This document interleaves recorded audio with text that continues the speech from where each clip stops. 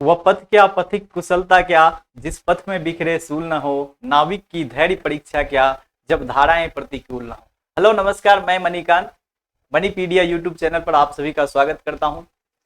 हम लोगों ने पहले पिछली क्लास में हम लोगों ने देखा था, थोड़ा लाइटिंग की वजह से पिछली क्लास को बीच में रोकना पड़ गया था। तो ये था हमारा संपूर्ण प्राचीन भारत एक संक्षिप्त परिचय, जो एनसीईआरटी का निचोड़ था। क्या था? एनसीईआरटी का निचोड़ था। पेन कहाँ है सर? एनसीईआरटी का निचोड़ था। चलिए, तो एनसीईआरटी का हम लोग निचोड़ देख रहे थे यहाँ पे। तो हम लोग बात कर रहे हैं एनसीईआरटी के निचोड़ के बारे में। इस एनसीईआरटी का निचोड़ देखने के क्रम में हम लोगों ने कहां से कहां तक का यात्रा किया था, थोड़ा सा 5 मिनट में रिव्यू लेते हैं, फिर वहां से चलेंगे। आज हम लोग मुख्य रूप से करने वाले हैं मौर्य साम्राज्य की स्थापना, और मौर्य साम्राज्य की स्थापना के बाद से हम लोग चलेंगे कहां तक? सीधे पूर्व मतलब गुप्तोत्तर काल तक, यानी हर्षवर्धन के बाद हम लोग कन्नौज की लड़ाई तक चलेंगे। मौर्य साम्राज्य की स्थापना से लेकर हर्षवर्धन के बाद कन्नौज की लड़ाई तक हम लोग चलने वाले हैं। तो आज का सफर भी बहुत लंबा होने वाला है, तो थोड़ा सा आप लोग दिल थाम के बैठे रहिए और हम लोग चलते हैं कहां? मौर्य साम्राज्य की। इससे पहले थोड़ा सा पिछली क्लास में हम लोगों ने क्या चीज पढ़ा था, बस 5 मिनट में एक रिवीजन हो जाए। 5 मिनट में हमारा अपना रिवीजन हो जाएगा। हम लोगों ने पढ़ा था, हम लोगों ने यहाँ पर क्या पढ़ा था कि वैदिक काल से हम लोग चले थे उत्तर वैदिक काल में, उत्तर वैदिक काल से बौद्ध महावीर में चले थे, फिर वहां से हम लोग कहां चले? मगध साम्राज्य में। बुद्ध महावीर के बाद कहां चले थे? 16 महाजनपद में। 16 महाजनपद के बाद कहां आ गए? मौर्य साम्राज्य, मगध साम्राज्य, उसके बाद मौर्य साम्राज्य में आए। मौर्य साम्राज्य के बाद मौर्योत्तर काल, फिर गुप्त काल, गुप्तोत्तर काल चलना है। तो हम लोगों ने यहाँ देख लिया था ये सब चीज। तो हम लोग आज चलेंगे कहां? आज हम लोगों का क्लास यहाँ तक हो चुका था। हम लोग मगध साम्राज्य की स्थापना कर लिए थे, कैसे कैसे बिंबिसार, अजातशत्रु, उदयन, कैसे कैसे पाटलिपुत्र का स्थापना हुआ, पाटलिपुत्र से राजधानी परिवर्तन, कभी वैशाली, कभी मतलब आपका यहाँ राजगीर से, कभी वैशाली, वैशाली से फिर पटना। तो इस टाइप का हम लोग यहाँ तक देख चुके थे। कैसे बिंबिसार ने वैवाहिक संबंध स्थापित करके अपना साम्राज्य का विस्तार किया था। 3 पत्नियां उनकी, एक वैशाली की चेलन्ना, कौशल की महाकोशला, मध्य प्रदेश की कौन? मध्य यानी पंजाब की कौन? क्षेमा। तो इन सभी चीजों को हम लोगों ने देख लिया था। तो हम लोग थोड़ा सा यहाँ एक ओवरव्यू ले लेते हैं, अभी तक हम लोगों ने क्या देखा है, थोड़ा सा हम लोग अगर इस पर बात कर लें। तो हम लोगों ने मुख्य रूप से इस तरह से देखा था, मुख्य रूप से हम लोगों ने देखा था कि उत्तर पश्चिम क्षेत्र में जो सप्त सैंधव प्रदेश था हमारा, कौन सा? सप्त सैंधव प्रदेश था। तो इस सप्त सैंधव से कैसे ऋग्वैदिक काल के आर्य सप्त सैंधव से कहा? गंगा यमुना की घाटी पहुंचा था। और मतलब ऋग्वैदिक काल से हम लोग कहा? उत्तर वैदिक काल गए थे। इस गंगा यमुना की घाटी में महाजनपदों का उदय हुआ, और 16 महाजनपद मुख्य रूप से हुए, जिसमें सबसे ज्यादा गंगा यमुना की घाटी में ही थे। हम लोगों ने देखा था सबसे दक्षिणतम महाजनपद कौन था? अस्मक था। तो इन 16 महाजनपदों में कौन सर्वोच्चता हासिल करने में सफल रहा? वो मगध रहा था। कौन रहा था? मगध। हम लोगों ने इसके विषय में भी डिटेल जानकारी लिया था कि क्यों मगध ही क्यों सर्वोच्चता हासिल कर पाया, मगध ही महाजनपदों में से साम्राज्य कैसे बन पाया। इन सभी चीजों पर हम लोगों ने डिटेल चर्चा कर लिया है पिछली क्लास में। अगर आपने अभी तक इन क्लास को नहीं देखे हैं तो जाकर जरूर देखेंगे, तो आपको ज्यादा समझ में आएगा। तो मगध महाजनपद एक साम्राज्य के रूप में विकसित हो रहा है, जिसमें हम लोगों ने हर्यक वंश को देखा था, जिसमें हम लोगों ने शिशुनाग वंश को देखा था, जिसमें हम लोगों ने नंद वंश को देखा था। नंद वंश के समय में ही सिकंदर का भारत में आक्रमण होता है। कहां होता है? सिकंदर का भारत में आक्रमण होता है, और वो 326 ईसा पूर्व की घटना है। 326 ईसा पूर्व तक आते आते भारत में विदेशी आक्रमण में खास करके सिकंदर जो जीता, वही सिकंदर, खूब सुने होंगे आप लोग कहानी, सिकंदर जो यूनान से चला था, ग्रीस के, आज जो ग्रीस देश है यूरोप का, वहां से चला था सिकंदर, मैसिडोनिया से। तो अब हम लोग बात करने वाले हैं, सिकंदर का आक्रमण यहाँ हुआ, और लेकिन वो समय किसका था? यहाँ मगध का शासक उस समय कौन था? घनानंद था। कौन था? घनानंद। उसी समय तक्षशिला, यहाँ पाकिस्तान अफगानिस्तान वाले क्षेत्र में पड़ता है तक्षशिला। आपको हम जानकारी के लिए बता दें कि भारत के इतिहास में 3 महत्वपूर्ण शैक्षणिक केंद्र आप लोग देखेंगे। शिक्षा का 3 महत्वपूर्ण केंद्र है भारत के इतिहास में शिक्षा का। तो आप यहां लिखेंगे भारत के इतिहास में भारत के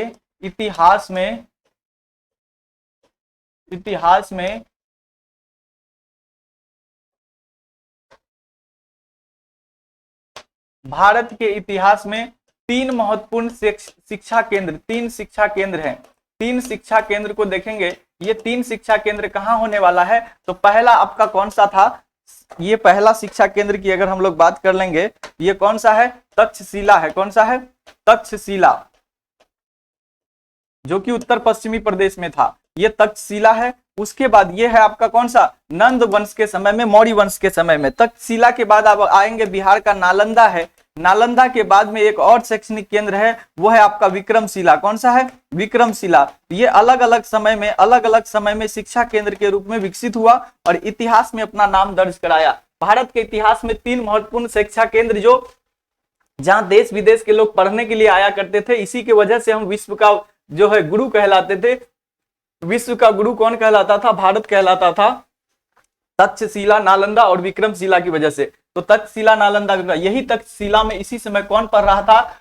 चंद्रगुप्त मौर्य। वही चंद्रगुप्त मौर्य जिसे चाणक्य ने बनाया था। चाणक्य जिसे आप लोग विष्णुगुप्त की कहते हैं, जिसे आप लोग क्या कहते हैं? चाणक्य, विष्णुगुप्त, उन्हीं का नाम है। किनका नाम है? चाणक्य का ही नाम क्या है? विष्णुगुप्त है। चाणक्य या विष्णुगुप्त, आप इसी को कहते हैं।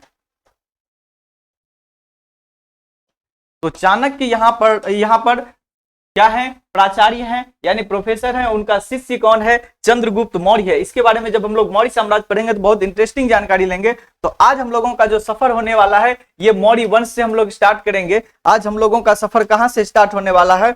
मौर्य वंश से स्टार्ट होगा। ये क्या हो जा रहा है? हमारा सफर स्टार्ट होगा कहां से? मौर्य राजवंश से। मौर्यों का साम्राज्य हम लोग देखेंगे। चंद्रगुप्त मौर्य को देखेंगे, अशोक को देखेंगे, बिंदुसार को देखेंगे, इसके बाद दशरथ को देखेंगे। क्यों पढ़ते हैं हम मौर्य साम्राज्य की? क्या जरूरत हमें पढ़ने का?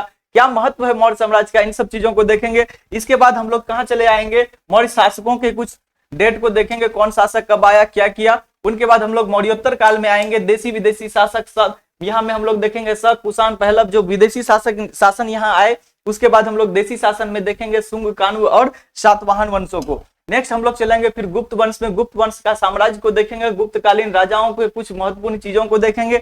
उसके बाद फिर हम लोग आ जाएंगे कहाँ? गुप्तोत्तर काल में। गुप्त के बाद कहाँ आएंगे? गुप्तोत्तर काल में आएंगे। गुप्त के बाद वाले काल में फिर से क्या होगा? साम्राज्य विखंडित होगा। यानी मैंने पिछले क्लास में भी बताया था, भारत में बनना और बिगड़ना, यह साम्राज्य का बनना और टूटना यह समय समय पर होता रहता है। कभी आप देखते हैं केंद्र में एक मजबूत सरकार होती है, फिर कुछ दिन बाद गठबंधन की सरकार बनती है, फिर मजबूत सरकार आती है। यही समस्या, यही सिचुएशन हमेशा प्राचीन काल में भी चलता आया।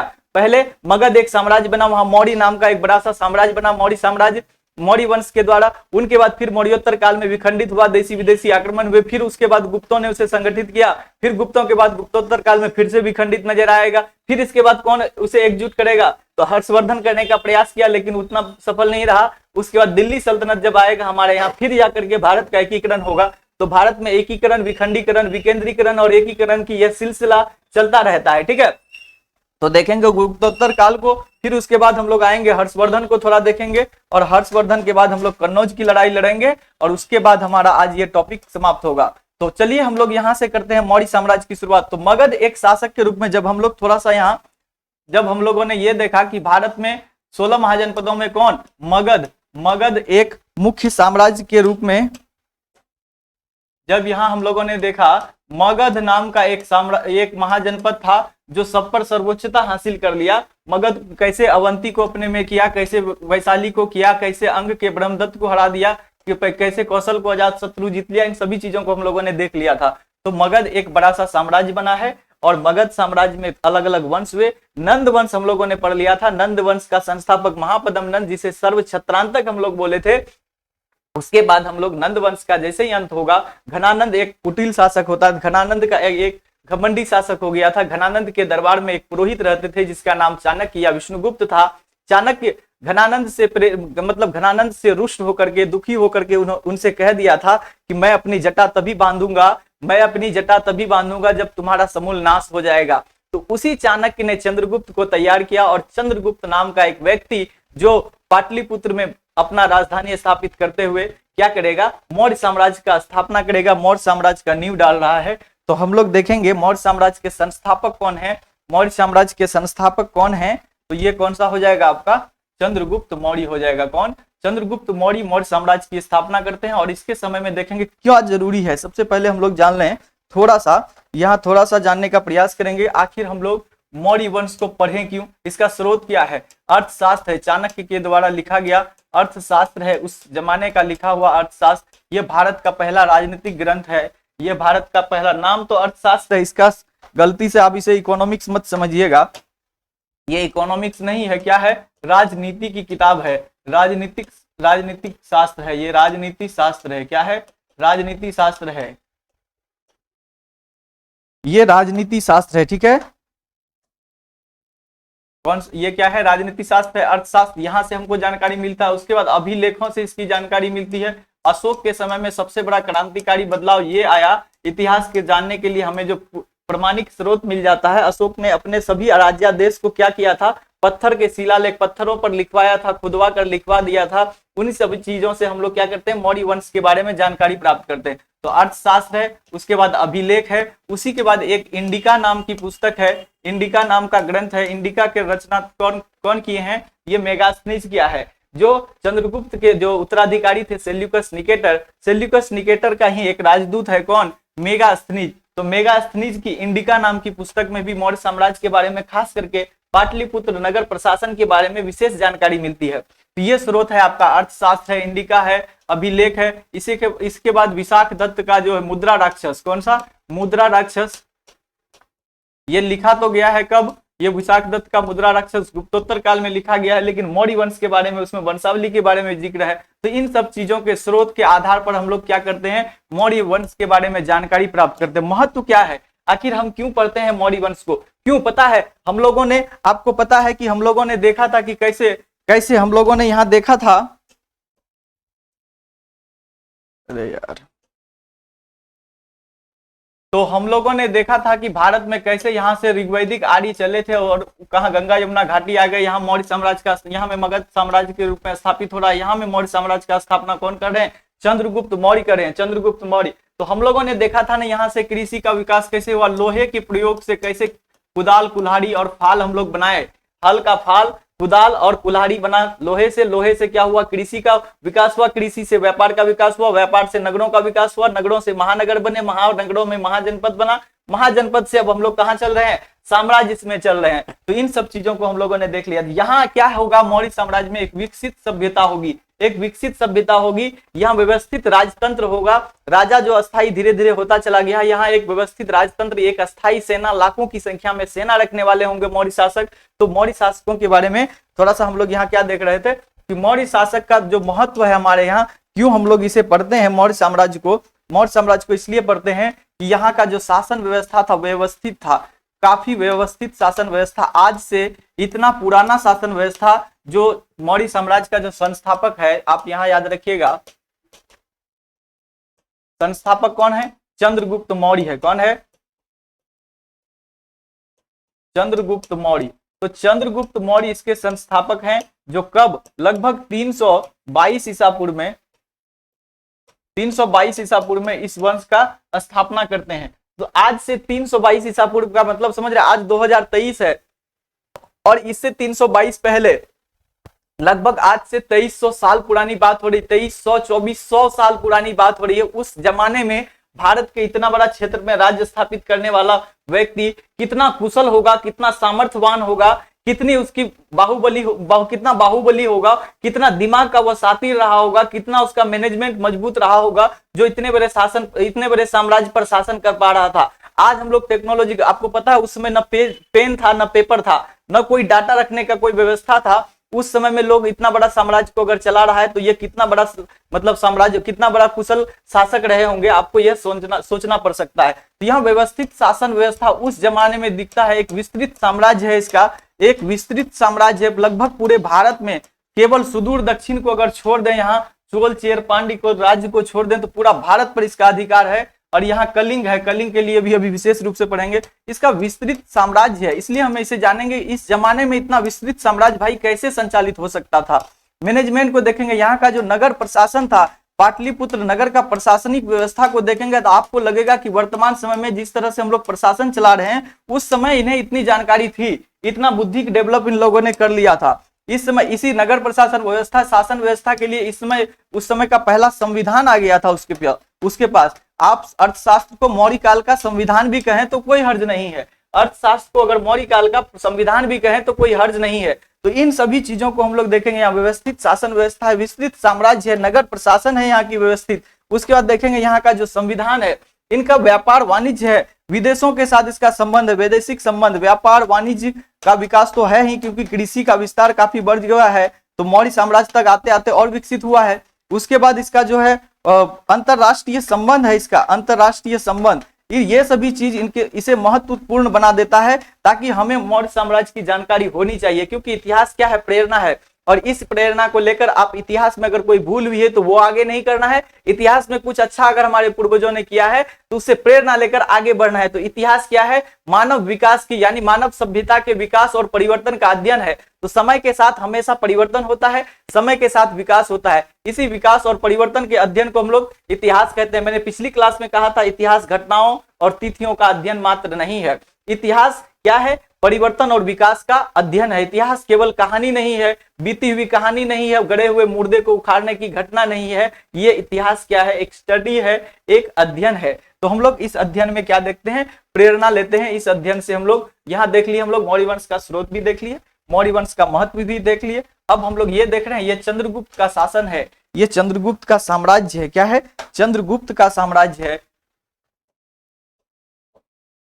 तो इस चंद्रगुप्त जिन्होंने गुप्त साम्राज्य का स्थापना किया था, उसके समय में उन्होंने देखिए कहां से, पूरा अफगानिस्तान यानी ईरान की सीमा तक हमारा विस्तार था। ईरान की सीमा अटक से कटक तक हम लोग पहुंचे हुए थे। यहाँ आप देख रहे हैं पूरा बांग्लादेश हमारा था। यहाँ केवल कलिंग को छोड़ दें और दक्षिण के 3 राज्यों को छोड़ दें तो पूरा भारत, पाकिस्तान, अफगानिस्तान और ईरान की सीमा तक हमारा शासन था। ये था अखंड भारत, इसी को कहते हैं कभी अखंड भारत। ये था हमारा अखंड भारत। चंद्रगुप्त मौर्य ने इसे स्थापित किया था। Empire Maurya the Chandragupta Maurya, Chandragupta.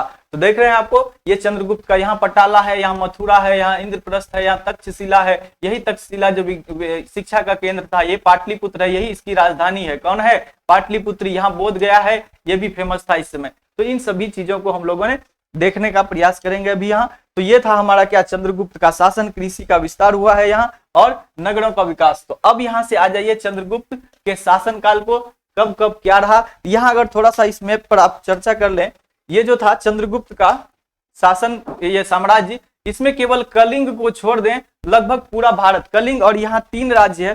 तीनों राज्य का नाम याद रखेंगे आप, चोल, चेर और पांड्य। क्योंकि हम लोग कंसेप्ट पर चल रहे हैं, थोड़ा सा केवल ओवरव्यू लेना, क्योंकि एक एक चीज पर, पूरे मौर्य साम्राज्य पर हम लोग पूरा एक क्लास ले सकते हैं। लेकिन आज मेरा प्रयास क्या है, पूरा एंशिएंट हिस्ट्री का क्रोनोलॉजी को समझा देना। तो क्रोनोलॉजी में हम लोग ऋग्वैदिक काल, उत्तर वैदिक काल, उसके बाद महाजनपद काल, महाजनपद काल से मगध साम्राज्य का उत्कर्ष। अब हम लोग देख रहे हैं मौर्य साम्राज्य के बारे में। तो मौर्य साम्राज्य में मुख्य रूप से याद रखिए, चोल, चेर, पांड्य के राज्य को छोड़कर, और यहाँ का एक राज्य था कलिंग, जिसको आज उड़ीसा कहते हैं। उड़ीसा के क्षेत्र में कलिंग नाम का एक शासन, एक राज्य था, जिसकी राजधानी तोसली थी। इस कलिंग को केवल छोड़ के लगभग पूरे भारत पर चंद्रगुप्त ने अधिकार कर लिया था। चंद्रगुप्त का जो उत्तराधिकारी है वो है बिंदुसार। कौन है, बिंदुसार। उसके बाद बिंदुसार का बेटा है कौन, अशोक, यानी चंद्रगुप्त का पोता है अशोक। अशोक बहुत प्रसिद्ध होगा, अशोक बहुत प्रसिद्ध शासक है, बहुत महान शासक है, एकमात्र ऐसा शासक जिसे हम लोग सम्राट अशोक कहते हैं। इतिहास में किसी भी शासक को प्राचीन इतिहास में सम्राट नहीं कहा गया, एकमात्र ऐसा शासक है जिसके नाम के सामने हम यानी इतिहासकार सम्राट लगाते हैं, वो सम्राट अशोक था। अशोक, इसका महत्व के रूप में आप अशोक के धर्म को भी देखते हैं। अशोक एक धर्म चलाता है, अशोक की धर्म की व्यवस्था थी, हम लोग देखेंगे उसको। अशोक का धर्म है। उसके बाद आप आ जाइए, यहाँ में शिलालेख, इस समय का जो शिलालेख हमें मिला है, ये शिलालेख यानी पत्थर पर लिखा हुआ जो हमें साक्ष्य मिला है, वो साक्ष्य हमें स्पष्ट रूप से बताता है कि इतिहास कैसा था, इतिहास में क्या था। तो चलिए यहाँ हम लोग आ जाइए, मौर्य वंश का कुछ वंशावली को थोड़ा सा देखिए। मौर्य वंश का जो संस्थापक है, ये कौन है, संस्थापक है मौर्य वंश के संस्थापक। तो मौर्य वंश का जो संस्थापक है, ये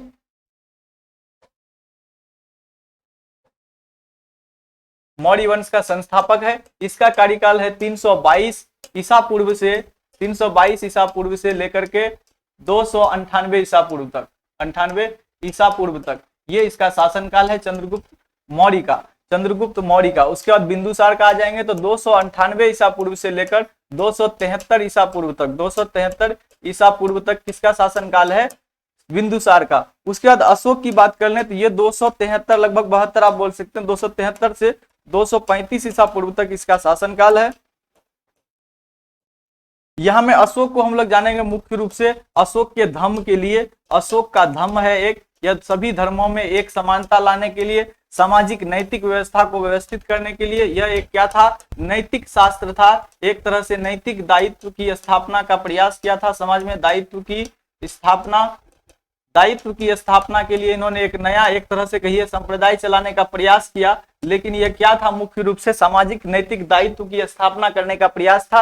अशोक के धम्म के बारे में जानेंगे। अशोक को हम लोग कलिंग युद्ध के रूप में जानते हैं, खूब प्रसिद्ध चीज है ये कलिंग युद्ध। अपने राज्याभिषेक के 8वें वर्ष यानी 261 ईसा पूर्व में, कब 261 ईसा पूर्व में उसी कलिंग के लिए लड़ा था। अभी हम लोगों ने देखा था ना, यहाँ अभी हम लोगों ने देखा था, यह उड़ीसा का क्षेत्र था कलिंग। इसी कलिंग को विजय करने के लिए 261 ईसा पूर्व में अशोक को हम लोग जानेंगे। यह धम्म का घोषणा किया। उसके बाद इन्होंने क्या किया, भेड़ी घोष के स्थान पर धम्म घोष कर दिया था। क्या किया था, धम्म घोष, यानी धर्म के आधार पर विजय हम लोग करेंगे। अब जो है इन्होंने हथियार डाल दिया था। इस कलिंग युद्ध में अशोक का हृदय परिवर्तन हो गया था। ठीक है, अशोक को हम लोग जानते हैं। उसके बाद इसके शिलालेखों के लिए, तो इन सब चीज ये अशोक के लिए महत्वपूर्ण चीजें थी जो हम लोग इतिहास में देखते हैं। तो मेरा ओवरव्यू लेना काम था। उसके बाद यहाँ का शासक, केवल क्रोनोलॉजी आप याद रखेंगे, यह कौन है, दशरथ है। यहाँ क्या करते हैं, 263 में कहा जाता है कि अशोक ने अपने 99 भाइयों को मारकर अगम कुआं, पटना के अगम कुआं में डाल दिया था। लेकिन इतिहास का कोई ऐसा साक्ष्य अभी तक स्पष्ट नहीं कर पाया कि यह बात सही है या गलत है। बौद्ध ग्रंथों में ऐसा उल्लेख आया है, लेकिन कुछ इतिहासकार का कहना है कि बौद्ध ग्रंथ वाले हो सकता है, क्योंकि अशोक आगे चल के बौद्ध धर्म को काफी बढ़ावा देते हैं। ये अशोक धर्म के प्रचार के लिए, याद रखेंगे, बौद्ध धर्म को अंतरराष्ट्रीय धर्म बनाने का जो श्रेय जाता है, बौद्ध धर्म को अंतरराष्ट्रीय धर्म बनाने के लिए जो श्रेय जाता है वो किसको जाता है, अशोक को जाता है। अब ये अपने पुत्र और पुत्री यानी संघमित्रा और महेंद्र को भी श्रीलंका भेज दिया था। इसके साथ साथ और भी अन्य लोगों को अलग अलग देशों में भेजा था। इसी का देन है कि आज चाइना, आज जापान, दक्षिण पूर्व एशियाई के देश, कोरियाई देश आज बौद्ध धर्म को संचालित, भले ही हमारे यहाँ जहां बौद्ध धर्म की उत्पत्ति हुई वहां बौद्ध धर्म विलुप्त हो गया है, लेकिन विदेशों में बौद्ध धर्म से संचालित हो रहे हैं, लोग बौद्ध धर्म को मान रहे हैं। ये किसका देन है, ये अशोक का देन है। तो अशोक थे कौन, अंतरराष्ट्रीय बनाने वाले, बौद्ध धर्म को अंतरराष्ट्रीय धर्म बनाने वाले। तो इन सब चीजों को हम लोगों ने देखे। उसके बाद यहाँ 99 भाई वाला जो चर्चा है वो इतिहासकार अब सही नहीं मान रहे हैं, क्योंकि बौद्ध धर्म हो सकता था कि बौद्ध धर्मावलंबियों ने ऐसा इसलिए लिखा कि मेरे धर्म में इतनी ताकत है कि एक मतलब 99 भाइयों को मारने वाला व्यक्ति भी धर्म का प्रचार करने लगता है, बौद्ध धर्मावलंबी हो जाते हैं, ऐसा उसका कहने का प्रयास भी हो सकता है। लेकिन ऐसा कोई साक्ष्य अभी तक उपलब्ध नहीं है। तो 200, क्योंकि कहा जाता है 263 से 268 ईसा पूर्व में इसका राज्याभिषेक हुआ है। क्या हुआ है, राज्याभिषेक। लेकिन इसका कब हुआ है, 268 ईसा पूर्व में। इसीलिए कुछ इतिहासकारों को संदेह भी है, हो सकता है 73 से 68 तक आते आते इसे अपना मतलब राजा बनने के लिए कई संघर्ष करना पड़े, कुछ भाइयों का हत्या किया होगा, लेकिन 99 भाई हो ये संभव नहीं था। तो इसीलिए इसमें यह माना जाता है कि उसको राज्य का सत्ता प्राप्त करने में कुछ लड़ाइयां लड़नी पड़ी होगी। यह आम बात है, किसी भी राजा को अपने सत्ता प्राप्त करने में राजनीतिक लड़ाई लड़नी पड़ती है, ये बड़ी बात नहीं है। ठीक है, लेकिन 99 भाई वाला बात सही नहीं है। तो अशोक के बारे में हम लोग ये भी देखते हैं कि इन्होंने ये क्या किया था। आज जो हम लोग देखते हैं धर्मनिरपेक्षता, इन्होंने धर्मनिरपेक्षता का भी परिचय दिया था। राज्य को किसी भी धर्म के हस्तक्षेप से दूर रखा था, भले ही बौद्ध धर्म को व्यक्तिगत रूप में स्वीकार किया था। ये धार्मिक संभाव, ये सर्वधर्म संभाव जो आज हम लोग कहते हैं, सर्वधर्म संभाव, इसके लिए भी जाना जाता है। तो हम लोग जब डिटेल पढ़ेंगे मौर्य साम्राज्य को तो इतना जानेंगे। अभी क्रोनोलॉजी में जानेंगे कौन था संस्थापक, चंद्रगुप्त मौर्य, उसके बाद बिंदुसार, उसके बाद अशोक आया। उसके बाद डेट आपको याद नहीं रखना है, सीधे याद रखना है। उसके बाद जो उत्तराधिकारी था वो दशरथ था। अंतिम शासक कौन था, अंतिम शासक कौन था इसका, अंतिम शासक था कौन, बृहद्रथ। अंतिम शासक मौर्य साम्राज्य का कौन था, बृहद्रथ। तो इतना चीज हम लोगों ने मौर्य साम्राज्य के बारे में जान लिया है। तो अब आ जाइए मौर्योत्तर काल। मौर्य के बाद मौर्य साम्राज्य, अशोक के समय में तो पूरा उन्होंने कलिंग जो बचा हुआ था उसे भी जीत लिया, तो लगभग पूरे भारत में शासन कर लिया। लेकिन अशोक के बाद उसके उत्तराधिकार थोड़ा कमजोर हुए। मैंने बोला कि साम्राज्य बनता है फिर बिगड़ता है। अशोक के उत्तराधिकारियों ने उतना बड़ा साम्राज्य को संभाल नहीं सका। उसी समय कुछ विदेशियों का आगमन भी हुआ भारत में, वे प्रवेश करता आए, विदेशों से भारत में प्रवेश किए कुछ नया राजवंश। तो उन लोगों के आक्रमण के वजह से और राजनीतिक विफलता के वजह से उत्तराधिकारियों के मौर्य साम्राज्य टूट गया। मौर्य साम्राज्य धीरे धीरे विखंडित होता चला गया और यहाँ छोटे छोटे नए अलग अलग राज्य उत्पन्न हुए। तो मौर्यों के बाद यानी मौर्योत्तर काल में आप देखेंगे दो तरह का राज्य भारत में दिखेगा। जो टुकड़े हुए राज्य थे, टुकड़े हुए हजार नहीं होता है, दिल के टुकड़े हजार हो गए, वही है भारत का जो दिल था वो मौर्य साम्राज्य था। मौर्य साम्राज्य टुकड़े होकर कई टुकड़ों में बट गया टूटकर। तो यहाँ मौर्य साम्राज्य में कुछ देशी शासन दिखेगा आपको, देशी शासन, जिसमें हम लोग देखेंगे मुख्य रूप से शुंग वंश को, शुंग वंश आता है, उसके बाद कान्व वंश आता है, उसके बाद सातवाहन वंश आता है। उसके बाद अगर विदेशी शासन में देखेंगे, जो विदेशों से आए विदेशी शासन, विदेशी कहां से आते थे, इसी पाकिस्तान अफगानिस्तान के। यहाँ में आपका देखेंगे, यहाँ में आपका हिंदुकुश पर्वतमाला है, ये हिंदुकुश दिख रहा है, हिंदुकुश पर्वतमाला है, उसी पर्वतमाला के दर्रा से होकर के ये लोग बोलन दर्रा और खैबर दर्रा इसी में है, इसी दर्रा से इन लोगों का आगमन हुआ। विदेशी शासन है, शासक हैं ये लोग, विदेशी शासन यहाँ देखने को मिलेगा। तो विदेशी शासन में मुख्य रूप से हम लोग क्या देखेंगे, सबसे पहले भारत में हिंद यूनानी आए, हिंद यूनानी, उसके बाद आए शक, उसके बाद कुषाण आए, उसके बाद आए कौन, पहलव। तो हिंद यूनानी, शक, कुषाण और पहलव ये सभी विदेशी शासन है। इनमें बात करें अगर इन दोनों देशी और विदेशी शासकों में, तो देशी विदेशी शासकों की बात करेंगे, इसमें कुषाणों ने उच्चता हासिल की देशी विदेशियों में, और देशी शासन में सातवाहन ने अपना शासन ज्यादा रूप में कायम कर सका। मतलब छोटे छोटे अनेक राज्य हुए, जिसमें से कुषाण राज्य जो है बहुत विकसित हुआ, आगे चल के इनका इंपॉर्टेंस बहुत ज्यादा बढ़ गया, और देशी शासकों में सातवाहन था। तो थोड़ा सा यहाँ मैप में देखेंगे कहां तक किसका विस्तार था।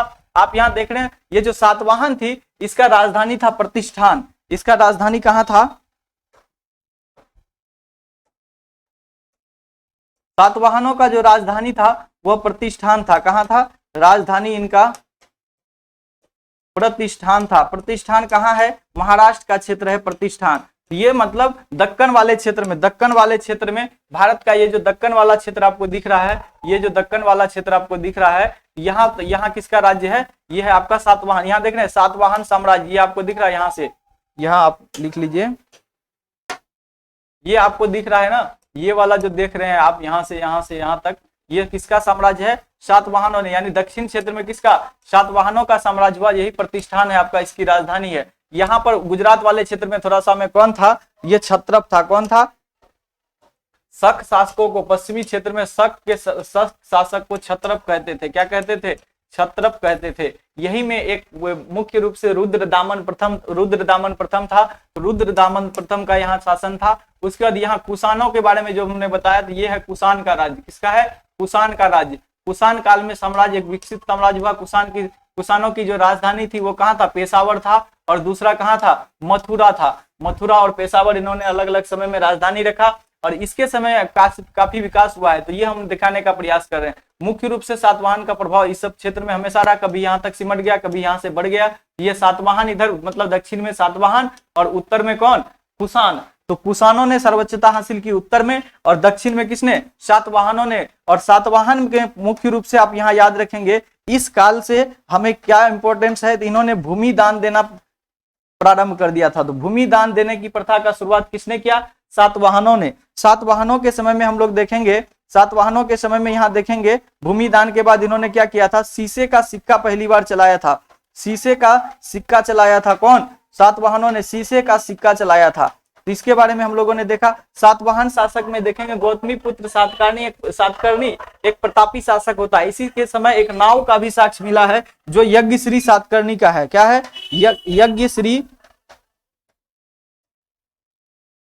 यज्ञश्री सातकर्णी के समय में एक नाव का भी साक्ष्य मिला है। यानी यहाँ में क्या होता था, जल मार्ग से व्यापार करने का विकास देखा गया। तो सातवाहनों का यह शासन था, कान्व वंश था, शुंग वंश था। जब हम लोग डिटेल में जाएंगे तब इन सब चीजों में घुसेंगे। कंसेप्ट आपका यह है कि मौर्योत्तर काल में शुंग वंश, कान्व वंश, सातवाहन वंश जो देशी था वो हुआ, और विदेशी शासकों में कौन, हिंद यूनानी, शक, कुषाण और पहलव। कुषाणों में जो सबसे प्रतापी शासक हुआ, कुषाणों में से जो सबसे प्रतापी शासक हुआ कुषाणों का, वो प्रतापी शासक कौन था, कनिष्क था। कौन था, कनिष्क था। तो कनिष्क के शासन काल को हम लोग मुख्य रूप से देखेंगे तो कनिष्क ने रेशम मार्ग पर अधिकार कर लिया था। कनिष्क क्या किस पर किया था? रेशम मार्ग से अधिकार। रेशम मार्ग का मतलब था कि सीधे वो हम लोग चीन से लेकर के पूरे पश्चिम के यूरोप तक पहुंच गए थे स्थल मार्ग से। रेशम मार्ग उसे सिल्क रूट कहा जाता था। रेशम मार्ग का पर अधिकार करने वाला कनिष्क था। साथ ये कुषाण वंश ने ही भारत में सबसे शुद्ध सोने का सिक्का चलाया था। सबसे शुद्ध सोने का सिक्का किसने चलाया था? कुषाण शासकों ने सोने का सिक्का चलाया था। कुषाण शासकों ने। तो शुद्ध सोने का सिक्का किसने चलाया? कुषाण शासकों में। कुषाण वंश के शासन काल में ही हमारे यहाँ मतलब सांस्कृतिक उन्नति भी देखी गई। सांस्कृतिक उन्नति भी देखा गया, क्योंकि आप लोग देखे होंगे कि भारत में जैन बौद्ध धर्म का काफी विकास हुआ था। तो इन्होंने बौद्ध धर्म का संरक्षण देने के लिए इसके समय में मूर्ति कला का विकास हुआ। गांधार कला जिसको हम लोग कहते हैं, गांधार कला और मथुरा कला। गांधार कला और मथुरा कला, और यही में मथुरा कला के बाद ये मूर्ति निर्माण की कला है, गांधार कला और मथुरा कला। इसके बाद सातवाहनों के समय में, सातवाहनों के यहाँ अमरावती कला चला। कौन सा? अमरावती। तो ये इस समय मूर्ति निर्माण का कला था। सातवाहनों के अधीन अमरावती कला और कनिष्क के अधीन गांधार कला और मथुरा कला। सबसे पहला जो किसी देवता का अगर मूर्ति बना था तो वो कौन था? गौतम बुद्ध ही था। गौतम बुद्ध की मूर्तियों का निर्माण कहाँ हुआ? गांधार कला और मथुरा कला में। कहाँ में? गांधार कला और मथुरा कला। तो यहाँ में देखेंगे सांस्कृतिक क्षेत्र में भी उन्नति था, सिल्क रूट पर अधिकार कर लिया था। उसके अलावा यहाँ खंबात की खाड़ी से भी इन लोग का व्यापार विदेशों से होता था। पूरब में भी पाटलिपुत्र यानी यहाँ कहाँ से ये पश्चिम बंगाल या उस समय जो कहलाता था बांग्लादेश आज कहलाता है, तो बंगाल के क्षेत्रों से होकर के ये लोग दक्षिण पूर्व एशिया से भी व्यापार करते थे। यानी स्थल मार्ग से और जल मार्ग से दोनों से व्यापार होता था। आर्थिक उन्नति भी थी। राजनीतिक रूप में इन्होंने साम्राज्य को बड़ा कर लिया था। तीसरी बात क्या थी? आर्थिक उन्नति, राजनीतिक के साथ साथ सांस्कृतिक विकास भी था। गांधार कला और मथुरा कला जैसे क्षेत्र में विकास किया इन्होंने। तो ये था आपका का मौर्योत्तर काल। मौर्य के बाद साम्राज्य का विखंडन हुआ, जिसमें दो महत्वपूर्ण साम्राज्य उत्पन्न हुए आगे चल के, कुषाण वंश और सातवाहन वंश। ये था मेरा कंसेप्ट मौर्योत्तर काल का। तो अब आ जाते हैं मौर्योत्तर काल के बाद में। साम्राज्य जब टूटकर बिखरने लगा था तो सातवाहन और कुषाण ने एकीकृत किया। उनको भी तोड़कर फिर से भारत को एक बड़ा साम्राज्य बनाने में गुप्तों का योगदान रहा। किसका? गुप्त राजवंशों का। तो गुप्त राजवंश जो मौर्य काल में जो केंद्रीकृत व्यवस्था आई थी, मौर्य काल में अशोक के समय में जो हमें वर्णन मिलता है इंडिका में या अर्थशास्त्र में एक व्यवस्थित शासन व्यवस्था का, तो उसके बारे में जिक्र करने के बाद हम लोग कहां पहुंचते? फिर से मौर्य के बाद कौन बड़ा एक साम्राज्य स्थापित करेगा? गुप्त। मौर्य के बाद मौर्योत्तर काल में विखंडित हो गया साम्राज्य, और साम्राज्य को फिर से एकीकृत कौन कर रहा है? गुप्त कर रहा है। ठीक है। गुप्त में अगर आप यहाँ आकर के देखेंगे तो गुप्तों का सबसे पहले महत्व ये है, गुप्तों का महत्व ये है, हम लोग गुप्त वंश को क्यों पढ़ें गुप्त वंश को, यहाँ हम लोग जानेंगे। गुप्त काल में इसे हम लोग स्वर्ण युग कहते हैं। इतिहास का स्वर्ण युग कहा जाता है। क्यों ये स्वर्ण युग? कैसे? तो सांस्कृतिक क्षेत्र में काफी उन्नति हुआ है यहाँ, सांस्कृतिक क्षेत्र में। यानी कैसे? तो कला में, साहित्य में, संस्कृत का सबसे ज्यादा विकास हुआ यही में, संस्कृत भाषा का। कला, साहित्य, विज्ञान, कला, साहित्य और विज्ञान के क्षेत्र में यहाँ काफी विकास देखा गया। कला, साहित्य और विज्ञान। साहित्य में खास करके संस्कृत साहित्य का यहाँ विस्तृत विकास हुआ। संस्कृत साहित्य का आपको पता है कि कालिदास, जिसे हम लोग क्या कहते हैं? भारत का शेक्सपियर कहते हैं। कालिदास का कहाँ मतलब उत्पन्न हुआ? कालिदास यही उत्पन्न हुआ। कला के क्षेत्र में देखेंगे यहाँ मूर्ति कला, सिक्का ढालने का कला, इसके अलावा जितना मतलब मंदिर निर्माण की कला। आपको पहला जानकारी होना चाहिए कि मंदिर निर्माण की प्रक्रिया भारत में सबसे पहले कब हुई?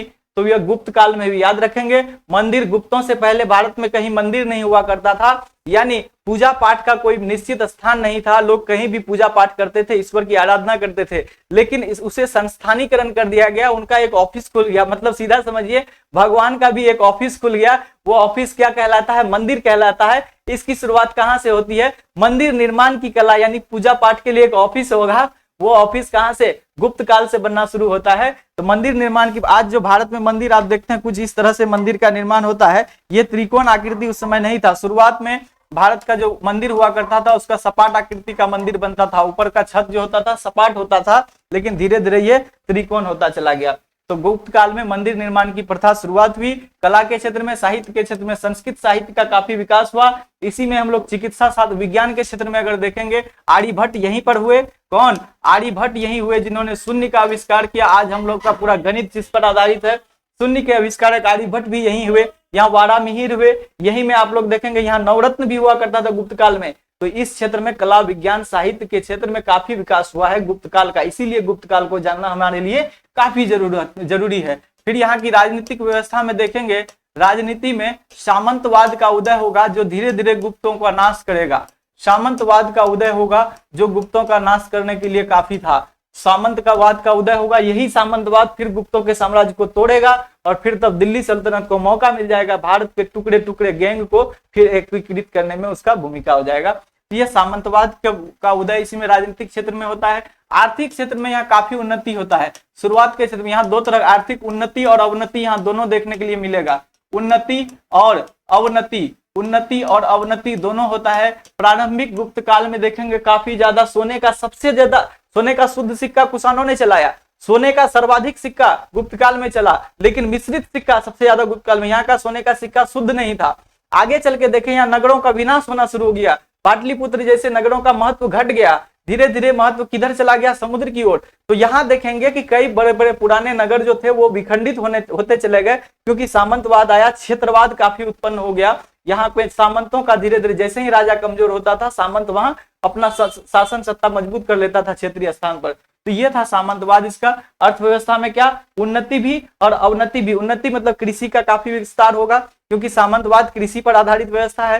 कृषि का विस्तार तो हो रहा है, व्यापार वाणिज्य हो रहा है। दक्षिण पूर्व एशिया, यहाँ आप देखेंगे यहाँ केम्बे की खाड़ी है, यहाँ ताम्रलिप्ति बंदरगाह है। ताम्रलिप्त बंदरगाह से दक्षिण पूर्व एशियाई देश से लेकर चीन तक का इसका व्यापार है। यहाँ आप पश्चिम में ईरान, इराक से व्यापार करते हैं।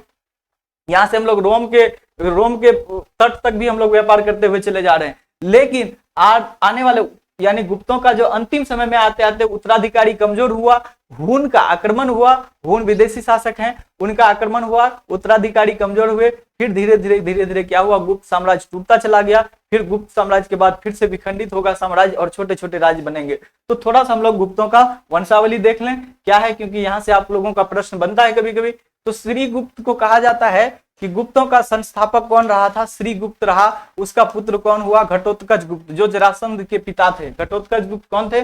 जरासंध के पिता थे। लेकिन ऐतिहासिक प्रमाण उसे नहीं मानती है। जो हम लोग खास करके इसके बारे में जानकारी कहां से मिलती है? गुप्तों का सबसे वंशावली के बारे में जानकारी हमें मिलता है कहां से?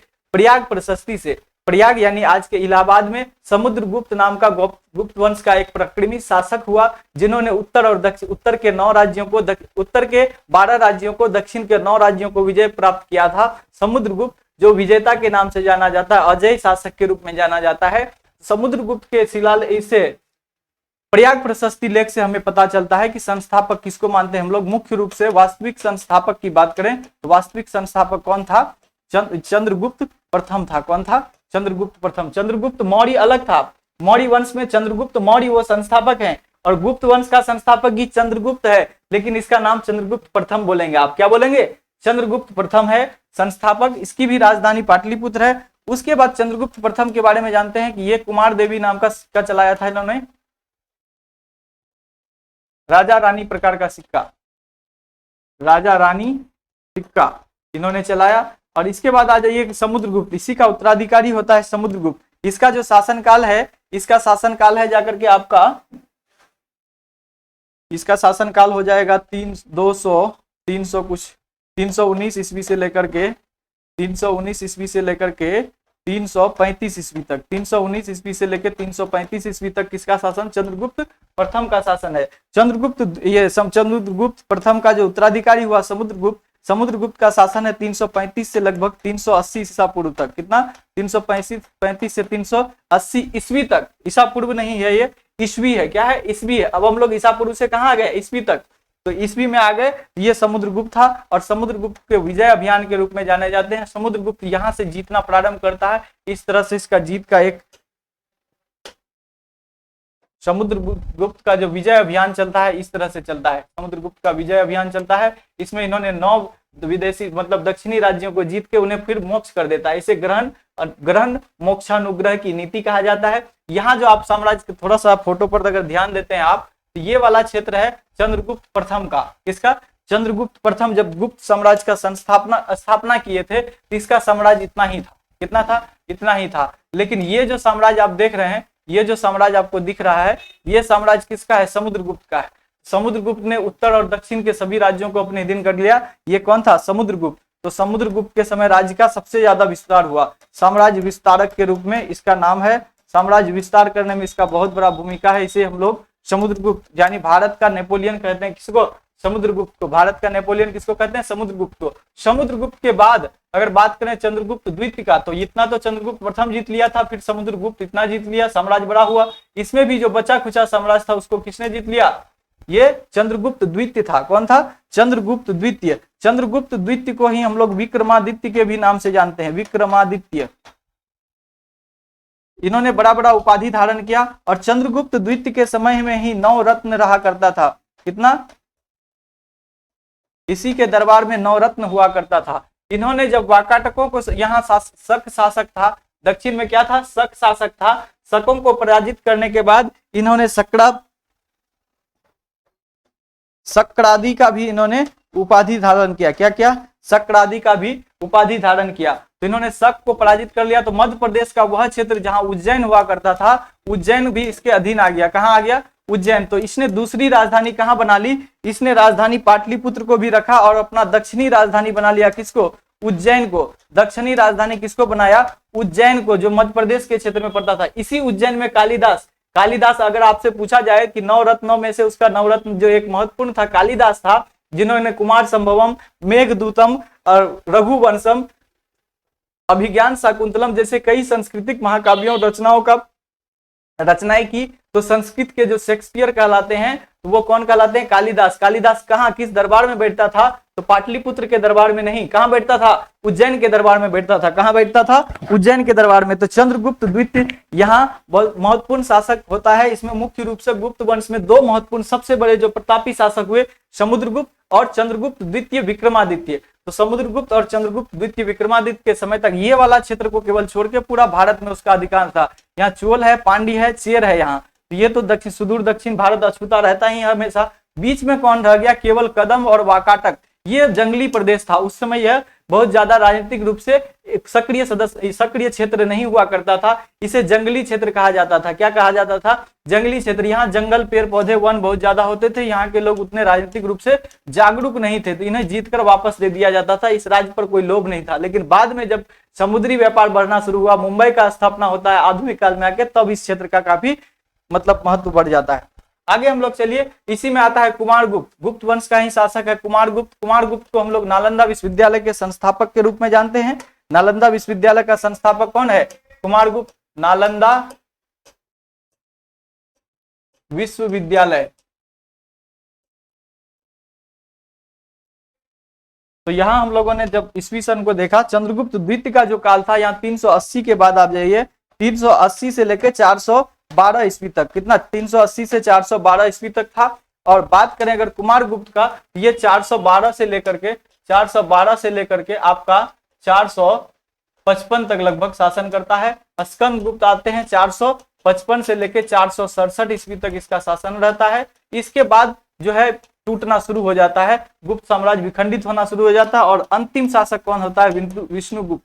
कौन है अंतिम शासक? कौन है गुप्त वंश का अंतिम शासक? ये है आपका कौन? विष्णुगुप्त है। तो बात करें कुमारगुप्त का, तो नालंदा विश्वविद्यालय के संस्थापक के रूप में मुख्य रूप से इसे याद किया जाता है। स्कंदगुप्त की बात कर लें, स्कंदगुप्त शक शासक जो रुद्रदामन द्वितीय ने बनाया था, क्या? सुदर्शन झील। तो सुदर्शन झील का इन्होंने मरम्मत फिर से कराया था। सुदर्शन झील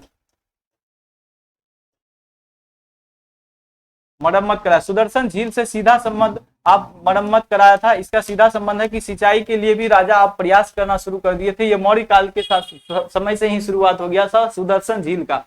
तो अब बात करें, इसमें स्कंदगुप्त के समय में ही विदेशियों का आक्रमण यानी हुनों का आक्रमण, किसका? हुनों का आक्रमण इसी के समय हुआ। और पहली बार इन्होंने तो पराजित कर दिया, लेकिन दूसरी बार तीसरी बार में धीरे धीरे गुप्त साम्राज्य कमजोर पड़ता चला गया। और क्या हुआ, विदेशी शासकों के प्रभाव से अपने राजनीतिक आर्थिक अवनति को लेकर के धीरे धीरे गुप्त साम्राज्य विखंडित हो जाता है। और इसके बाद आता है गुप्तोत्तर काल, फिर से विखंडन का काल। विखंडित साम्राज्य को फिर से हम लोग थोड़ा सा देख लें। विखंडित साम्राज्य आपका कुछ इस तरह से है। गुप्त के बाद गुप्तोत्तर काल है। कौन है, गुप्तोत्तर काल है। गुप्त के बाद वाला काल देखेंगे तो ये देख रहे हैं आप लोग कितने टुकड़े टुकड़े हो गए। यहाँ में पाटलिपुत्रा वाला ये नया लेटर गुप्ता है, ये बाद में जो थोड़ा बचा खुचा गुप्त रह गया वो छोटा क्षेत्र में। उसके बाद यहाँ मौखरी राजवंश है। उसके बाद यहाँ आता है पुष्यभूति के बारे में। यहाँ मराठों मैत्रक का शासन है, यहाँ चालुक्य का शासन है, यहाँ पल्लव का शासन है। तो छोटे छोटे अलग अलग राज्य स्थापित होने लगते हैं। मुख्य रूप से यहाँ बात करेंगे तो यहाँ जो आपको देख रहे हैं मौखरी का शासक कन्नौज में होता है। यहाँ पुष्यभूति नाम का एक व्यक्ति है। पुष्यभूति नाम का एक व्यक्ति है जो थानेसर यानी कहाँ, थानेसर यानी हरियाणा से अपना एक शासन की शुरुआत करते हैं। इसी के वंशज में कौन आता है, इसी के वंशज में आगे चलकर हर्षवर्धन नाम का एक व्यक्ति होता है। हर्षवर्धन नाम का एक प्रतापी शासक होता है जिसका शासनकाल 606 से 647 ईस्वी तक है। 606 से 47 ईस्वी तक का शासनकाल है हर्षवर्धन का। ये उत्तर भारत को एकजुट करने का प्रयास किया है। ये अपनी राजधानी थानेसर से कहाँ लेकर के आ जाता है, कन्नौज। विशेष रूप से जब हम लोग इसको हर्षवर्धन को पढ़ेंगे या गुप्तोत्तर काल को जब चैप्टर वाइज पढ़ेंगे तो डिटेल पढ़ेंगे। आज इतना जान लीजिए पुष्यभूति वंश का स्थापना थानेसर में हुआ, पुष्यभूति ने किया। और हर्षवर्धन इसके पूर्वजों में से एक होगा। इसके बाद में जो आएंगे कौन, हर्षवर्धन आएगा। तो हर्षवर्धन का शासनकाल काफी महत्वपूर्ण होने वाला है आपके लिए। इन्होंने बौद्ध धर्म को फिर बढ़ावा देगा। इसी के समय में हुएनसांग नाम का विदेशी यात्री यानी चीन का यात्री आएगा, हुएनसांग। उसके वर्णनों से हमें पता चलेगा कि भारत का इतिहास कैसा था। फिर हम लोग जब हर्षवर्धन के बाद आगे बढ़ते हैं तो हर्षवर्धन का शासनकाल के बाद फिर हर्षवर्धन के जो उत्तराधिकारी होते हैं वे धीरे धीरे कमजोर होते हैं। भारत में फिर इसी कन्नौज के लिए लड़ाई छिड़ जाता है। और लड़ाई छिड़ता है कुछ इस तरह से हर्षवर्धन के बाद अगर आप बात करेंगे तो भारत में ये कन्नौज वाला क्षेत्र काफी इंपॉर्टेंट हो जाता है। पाटलिपुत्र से अब कहाँ, कन्नौज वाला क्षेत्र ज्यादा इंपॉर्टेंट हो गया है। यहाँ में 3 तरह के शासक हैं। यहाँ तीन राज साम्राज्य है जो आपस में लड़ता है इस कन्नौज के लिए। 3 शासक लड़ रहा है, 3 शासन व्यवस्था के लोग लड़ रहे हैं। एक तरफ है आपका दूसरा साम्राज्य, दूसरे तरफ है दूसरा साम्राज्य, तीसरे तरफ है दूसरा साम्राज्य। तो यहाँ देखेंगे तीनों का ये क्षेत्र कहाँ पड़ जाता है, तीनों का ही क्षेत्र से यहाँ लड़ाई शुरू हो जाता है इस तरह से। तब ये कन्नौज की लड़ाई लड़ती है। इधर कौन है, पाल वंश। कौन है, पाल वंश है। इधर कौन है, पाल है। यहाँ कौन है, प्रतिहार है। कौन है, प्रतिहार है। और यहाँ कौन है, चालुक्य है। कौन है, चालुक्य है। तो पाल, प्रतिहार और चालुक्य के बीच की लड़ाई है। पाल, प्रतिहार और चालुक्य। यहाँ कन्नौज की लड़ाई, कन्नौज का संघर्ष 200 वर्ष तक चलता है। 200 वर्षों तक का लड़ाई है कन्नौज के लिए। और लड़ाई में कभी किसी के पास ये कन्नौज चला जाता है, कभी किसी के पास जाता है। तो कन्नौज पर अस्थायी किसी का शासन नहीं। बाद में प्रतिहार शासकों को विजय मिलता है कहाँ, कन्नौज पर। तो 200 वर्षों की लड़ाई में कौन कौन लड़ता है आपसे पूछा जाता है, पाल, प्रतिहार और राष्ट्रकूट। पाल, प्रतिहार और राष्ट्रकूटों के बीच की लड़ाई है। पाल, प्रतिहार और राष्ट्रकूट। तो इसे राष्ट्रकूट कर लेंगे। चालुक्य इसके बाद, चालुक्य तो इसके बाद आएगा, चालुक्य इसके बाद आएगा। तो इसको आप कर लेंगे राष्ट्रकूट। कौन सा, राष्ट्रकूट वंश के शासकों में। पाल, प्रतिहार और राष्ट्रकूट वंश के शासकों के बीच लड़ाई चलेगा। तो इसके बाद हम लोग जब आएंगे तो इन क्षेत्रों में पाल, प्रतिहार के बाद फिर क्या होगा, राजपूत वंशों का शासन आएगा। उन्हीं राजपूत वंशों के अवशेष पर कौन बनेगा, दिल्ली सल्तनत स्थापित होगी। इसी समय से धीरे धीरे विदेशी आक्रमण भारत में शुरुआत हो जाता है। मीर कासिम नाम का पहला व्यक्ति, मतलब क्या बोलते हैं उसको, भारत में पहला जो विदेशी आक्रमणकारी आए तो वो 712 ईस्वी में आएगा। कौन, 712 ईस्वी तक आते आते भारत में विदेशी शासन का आगमन शुरू हो जाता है। आगे चल के मोहम्मद गौरी आएगा। मोहम्मद गौरी आने के बाद धीरे धीरे दिल्ली सल्तनत के रूप, दिल्ली एक राजनीतिक केंद्र बनना शुरू हो जाएगा। दिल्ली सल्तनत की स्थापना के साथ ही धीरे धीरे भारत का एकीकरण शुरू होगा। अब भारत का विखंडित साम्राज्य जो गुप्त के बाद विखंडन होना शुरू हो गया था, फिर से एकीकृत राज्य व्यवस्था किसने स्थापित किया, तो दिल्ली सल्तनत ने किया। कुतुबुद्दीन ऐबक के बाद इल्तुतमिश, और उन सब हम लोग बाद में देख लेंगे, वो मध्यकाल कहलाएगा। और हम लोग प्राचीन काल में आज हम लोगों ने देख लिया कि कैसे हम लोगों ने देखा था, पूरा मैप हम लोगों ने देखा था कि कैसे हम लोग उत्तर पश्चिम के क्षेत्रों से, कैसे हम लोगों ने उत्तर पश्चिम के क्षेत्र से कैसे हम लोगों ने उत्तर पश्चिम के क्षेत्र से यहाँ से चले थे उत्तर वैदिक ऋग्वैदिक कालीन लोग, उत्तर वैदिक काल से उत्तर वैदिक में मगध का साम्राज्य काफी विस्तृत हो गया। मगध से हम लोग कहाँ चले, मौर्य साम्राज्य में। मौर्य साम्राज्य के बाद मौर्योत्तर साम्राज्य, उत्तर में कौन, कुषाण वंश, दक्षिण में कौन, सातवाहन वंश। उसके बाद हम लोग चले किसमें, गुप्त वंश में। गुप्त वंश में दो महत्वपूर्ण शासक समुद्रगुप्त और चंद्रगुप्त द्वितीय, विक्रमादित्य के बारे में हम लोगों ने देखा। उसके बाद गुप्त साम्राज्य के बाद फिर से गुप्त साम्राज्य विखंडित हो गया और गुप्त साम्राज्य के विखंडन के बाद एक प्रतापी शासक हर्षवर्धन हुआ। हर्षवर्धन के जस्ट बाद क्या हुआ, कन्नौज के लिए लड़ाई छिड़ गया और उस लड़ाई में पाल प्रतिहार और राष्ट्रकूटों ने 200 वर्षों तक लड़ाई की। इसके बाद भारत में कौन सा होगा, राजपूत वंश आएगा। धीरे धीरे क्या होगा, दिल्ली सल्तनत की स्थापना। तो हम लोगों ने यहाँ देखा पूरा प्राचीन भारत, यहाँ आपका जाकर के कंसेप्ट खत्म हुआ। इसी कंसेप्ट के साथ मैं कहना चाहूंगा कि अगर आपने अभी तक मनीपीडिया चैनल को सब्सक्राइब नहीं किया है तो अभी सब्सक्राइब करें। इसके बाद अगर आपको कोई अच्छा वीडियो चाहिए, कोई ऐसा टॉपिक आपको, अगर ऐसी इस तरह का और कोई मास्टर वीडियो आपको चाहिए किसी सब्जेक्ट से रिलेटेड, कोई टॉपिक से रिलेटेड, तो आप हमें कमेंट बॉक्स में कमेंट करें। तब तक के लिए धन्यवाद, फिर मिलेंगे नेक्स्ट वीडियो में। तब तक के लिए धन्यवाद। मनीपीडिया हमेशा आपकी सेवा में। धन्यवाद।